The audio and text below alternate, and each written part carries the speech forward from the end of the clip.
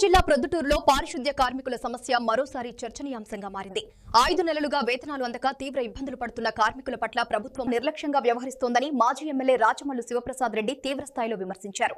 మాజీ ఎమ్మెల్యే స్వగృహంలో ఏర్పాటు చేసిన విలేకరుల సమావేశంలో మాట్లాడుతూ మున్సిపాలిటీలో పనిచేస్తున్న పారిశుద్ధ్య కార్మికులు, నగరదీపిక మహిళలు ప్రమాదకర పరిస్థితుల్లో కఠిన సేవలు అందిస్తున్నప్పటికీ వారికి జీతాలు నిలిపివేయడం దారుణమని అన్నారు. పండుగల కాలంలో కూడా ₹1 అందక కుటుంబాలు ఆర్థికంగా కష్టాల్లో ఉన్నాయని ఆవేదన వ్యక్తం చేశారు.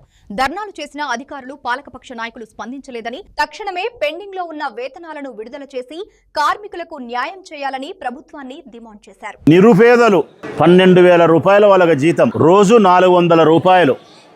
వాళ్ళు చేయాల్సిన పని 8 గంటలు మురికి కాలువలలో దిగి చలి అనుకోకుండా చలికాలం రావాలా, 4:30కు మస్టర్ వేసుకోవాలా, 5కో 5:15కో డ్యూటీలోకి దిగాల, కాలువలమ్మడి పోవాలా, మలమూత్రాలు విసర్జించిన చోట కాళ్ళు చేతులు పెట్టాలా.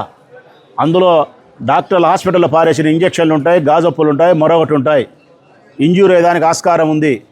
అపరిశుభ్రమైన వాతావరణాన్ని అంతటి కూడా పరిశుభ్రం చేసే క్రమములో వారి శరీరాన్ని అపరిశుభ్రం చేసుకుంటా, అనారోగ్యం చేసుకుంటా, ఆపదల వైపు ప్రయాణం చేస్తూ ఈ ఊరిని శుభ్రంగా పెడతారు. దీనికి వాళ్ళకి మనం ఇచ్చే వేతనం 12,000.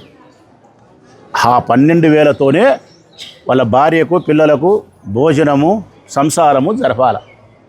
ఈ గుడ్డి ప్రభుత్వమే, ఈ కసాయి ప్రభుత్వం, దీనికి హృదయమే లేదు. ఈ ప్రభుత్వానికి